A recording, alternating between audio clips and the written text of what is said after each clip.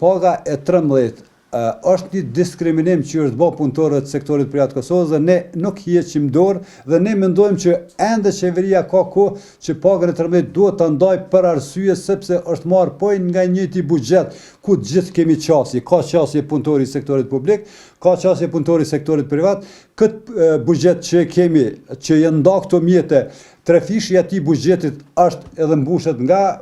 punëtorët e sektorit privat. Dihet që pagat tonë janë shumë të vogla, dihet që ne punojmë shumë punë më të rënda, ta nxomë edhe nga kolegët që i kemi për shembull këtu nëpër spitale, nëpër qendrat familjare, këta për post që punojnë punë të rënda janë edhe jeta e tyre është e rrezikshme dhe të marrin punëtorët e sektorit publik që ne shprehim mirënjohje që është dhënë atyre. Por megjithatë ta krahasosh një punëtor në zyre i cili ndoshta punë efektive mund mos bëj 2-3 orë dhe ne të jemi në çdo sekond të rrezikuar